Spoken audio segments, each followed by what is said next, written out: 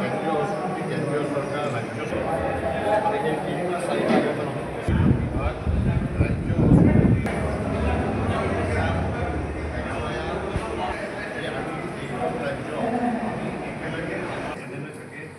বিভিন্ন ক্যাটাগরি মানুষগুলো বিগত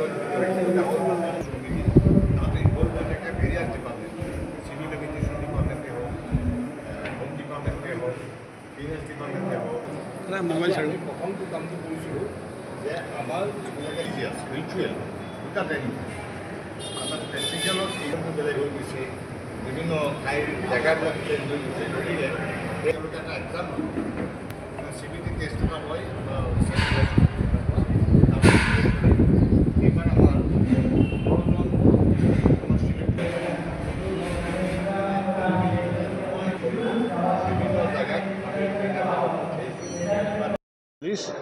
আর হাইলাকান্দি থেকে 282 তার মধ্যে ফিমেল যাবে মাইকি মানুষ যাবে টোটাল 730 বাকিরা পুরুষ আর ওগুলো তিনটা এমার্গেশন থেকে যাবে ক্যালকাটা বোম্বে আর গুয়াহাটি আমার যাত্রা আরম্ভ হবে 3rd মে থেকে 3rd মে থেকে 8 মে পর্যন্ত গুয়াহাটি এমার্গেশন থেকে যাবে আর তারপরে 16 মে এখন ডেটটা ফাইনাল আসেনি তবে 15 মে থেকে ক্যালকাটা এয়ারপোর্ট থেকে যাবে আমাদের হাজি আর ওইখানে আমার দায়িত্বই যাবে আমি ওইখান থেকে দেখাশোনা বা যাওয়ার জন্য যেটা করতে লাগে ক্যালকাটা হাজ কমিটির সঙ্গে আমার কথা হয়ে গেছে আমাদের একটা বোঝাপড়ার মাধ্যমে আমাদের মানুষ যাতে কোনো কষ্ট পায় না ওই জন্য আমি ব্যবস্থা ওইখানেও করছি যাওয়ার সময় আমার থাকবে আমি নিজেও থাকবেন ওইখানে আমার অফিসার থাকবেন বোম্বেটো আমার মানুষ থাকবেন তেওঁলোকে পাঠাই দেওয়ার পর যখন ঘুরে আসবে 1-1.5 মাস পরে তারা রিসিভ করার জন্য আমার মানুষ যাবে ওখানে পরে নিজের নিজের বাড়িতে ঘুরে আসার জন্য যেটা ব্যবস্থা করতে লাগে আমার করে দিব। আপনাদের এবছর কি দাবি আছে? আমি এখন সরকার কেন্দ্রীয় সরকারকে সাক্ষাৎ করে আমি বলছি বিভাগীয় মন্ত্রীকে বলছি কেন্দ্রীয় হজ সমিতিকেও বলছি আর আমি অসমের মুখ্যমন্ত্রী উনের সঙ্গেও আমার সবগুলো প্রবলেমগুলো বলছি আমার যেগুলো প্রবলেম কেন্দ্রীয় হজ কমিটি কেন্দ্রীয় সরকারের কর্তৃত্বের ভিতরে থাকে কেন্দ্রীয় হজ কমিটি একটা যদি মেম্বার নর্থ ইস্ট থেকে দেয় নেয় তারপরে হলে কি আমার যেগুলো সমস্যা থাকে সমস্যা ওইখানে দাঙি ধরার জন্য আমার কোনো রিপ্রেজেন্টেটিভ নাই এর জন্য আমি অসমের মুখ্যমন্ত্রীর থেকে একটা পত্র গেছে কেন্দ্রীয় বিভাগীয় মন্ত্রীর কাছে আর তারপরে আমিও পার্সোনালি কেন্দ্রীয় মন্ত্রী আমার অরুণাচলের কিরেন রিজিজুক ওনাকে আমি বলছি যে এই রিজনটি বহুত ব্যাকওয়ার্ড হয়ে গেছে আমার বহুত প্রবলেম থাকে আমার 5খন হিল স্টেট আর 2টা ভ্যালি এই ভ্যালির সঙ্গে এর জন্য আপনাদের অন্তত আমার ওখান থেকে একটা রিপ্রেজেন্টেটিভ এই 5টা স্টেট থেকে একটা রিপ্রেজেন্টেটিভ ওখানে যদি দিয়ে দেয় তাহলে আমি ডাইরেক্ট যোগাযোগের মাধ্যমে আমার প্রবলেমগুলো সলভ করতে পারব গ্রুপ আছে আমি যেগুলো আজ ট্রেনিং 3 তারিখ থেকে স্টার্ট হয়েছে 17 তারিখ ওই ট্রেনিংবিলাক চলবে ওই ট্রেনারবিলাকে আমি এক্সাম লইয়া ওনাদের 15 জন ট্রেনারকে আমি পাঠাই দিয়েছিল বোম্বে ট্রেনিংয়ে আমি নিজেও ছিল তদারক করেছি ওই ট্রেনিং হওয়ার পরে সারা আসামে সারা রিজনে আমি সব ট্রেনিং দিতে পাঠাই দিয়েছে ট্রেনিং চলে আসে একটা টেকনিক্যাল ট্রেনিং আর একটা রিচুয়াল ট্রেনিং দুইটা ট্রেনিং চলে আসে তারপর এই মানুষগুলো এই হাজিগুলোকেও দেখভাল করার জন্য আমার খরচে একটা প্রতিটো মানে খরচ আমি দিতে লাগে তেওঁলোক কেশ টাকাও দিতে কেশ আমি ডলারও দিবে রিয়েলও দিবে আর ওনের ভাড়া যত খরচ লাগে মোটামুটি 4 লাখ টাকা আমার থেকে যাবে 17 জন গভর্নমেন্ট অফিসিয়ালস আমি সিলেক্ট করছি সেন্ট্রাল হজ কমিটি আর আমি স্টেট হজ কমিটি এই 17 জন প্রতিটো ফ্লাইটে একটু একটু আমি পাঠাই দিবে আর যিমান হাজি যাবে হাজিদের সারা লুক আফটার উন্নয়ন করবে যে প্রবলেম হয় সব প্রবলেম দেখবে ওই 17 জন ওইখানে আমার কনসুলেট জেনারেল অফিস থাকবে ওইখানে এমবেসি থাকবে আর ওখানে ডেস্ক থাকবে আমাদের ইন্ডিয়ান ডেস্ক থাকবে আর উন্নয়ন চিকিৎসার অন্য কেন্দ্রীয় সরকার স্বাস্থ্য বিভাগে সারা ইন্ডিয়ার থেকে মানে ডক্টর নার্স প্যারামেডিক্যাল সব পাঠাই দিছে জায়গায় জায়গায় হসপিটাল হবে আর সিরিয়াস থাকলে সৌদি রেফার করবে ওইগুলো ব্যবস্থা ইতিমধ্যে হয়ে গেছে ট্রান্সপোর্টেশন ব্যবস্থা বিল্ডিংয়ের ব্যবস্থা রুমের ব্যবস্থা সব হয়ে গেছে এখন 3 তারিখে স্টার্ট হবে গুয়াহাটির থেকে ওইখানে ফুল প্রিপেয়ার হয়ে আছে আমাদের রাখার জন্য খাওয়ার জন্য ট্রান্সপোর্ট গভর্নমেন্ট অফ আসামের ট্রান্সপোর্টে দিয়ে হাজি মুসাফির খানার থেকে এয়ারপোর্ট ওনাকে নিয়ে দেবে, ওইখানে একটা রিসিপশন কমিটি বাহিরে থাকবে, ওইখানে লাগেজ বুকিং ওইখানে হবে, আর কাস্টম ইমিগ্রেশন ওইখানে হবে, তারপরে বাসে উঠায় ওনার এয়ারপোর্টের ভিতরে লয়ে যাবে, করে প্রবলেম কিছু হবে না আমি মানে বিশ্বাস করি। আর স্টেট গভর্নমেন্টে ফুললি কোঅপারেট করছে, অল ডিপার্টমেন্ট ইনভলভ হয়েছে। ওই দিন মিটিং হয়ে গেল, সারা ডিপার্টমেন্ট আছে, departmental minister Nandita Gallo sir presented, secretary senior secretary সবগুলো ছিল, অল ডিপার্টমেন্টকে অফিসারগুলো হেড ওই মিটিংয়ে অ্যাটেন্ড করেছিল। আর সব ফুল কোঅপারেট করার জন্য ইতিমধ্যে কামে কাজে ওইখানে আগ বেড়ে গেছে। পুলিশ আর হাইলাকান্দি থেকে 282, তার মধ্যে ফিমেল যাবে, মাইকি মানুষ যাবে টোটাল 730, বাকিরা পুরুষ। আর ওইগুলো 3টা এমার্গেশন থেকে যাবে, ক্যালকাটা, বোম্বে আর গৌহাটি।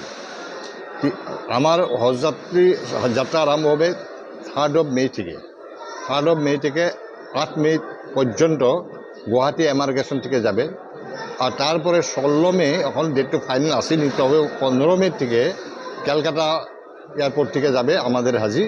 আর ওইখানে আমার দায়িত্বই যাবে, আমি ওইখান থেকে দেখাশোনা বা যাওয়ার জন্য যেটা করতে লাগে, ক্যালকাটা হাজ কমিটির সঙ্গে আমার কথা হয়ে গেছে, আমাদের একটা বোঝাপড়ার মাধ্যমে আমাদের মানুষ যাতে কোনো কষ্ট পায় না, ওই জন্য আমি ব্যবস্থা ওইখানেও করছি। যাওয়ার সময় আমার থাকবে, আমি নিজেও থাকবেন ওইখানে, আমার অফিসার থাকবেন, বোম্বেতেও আমার মানুষ থাকবেন। তেওঁলোকে পাঠায় দেওয়ার পর যখন ঘুরে আসবে 1-1.5 মাস পরে, তারা রিসিভ করার জন্য আমার মানুষ যাবে ওখানে, পরে নিজের নিজের বাড়িতে ঘুরে আসার জন্য যেটা ব্যবস্থা করতে লাগে আমার করে দিব। আপনাদের এবছর কি দাবি আছে?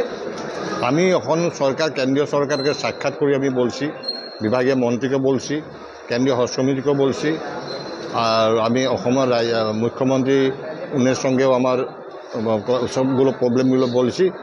আমার যেগুলো প্রবলেম কেন্দ্রীয় হজ কমিটি, কেন্দ্রীয় সরকারের কর্তৃত্বের ভিতরে থাকে।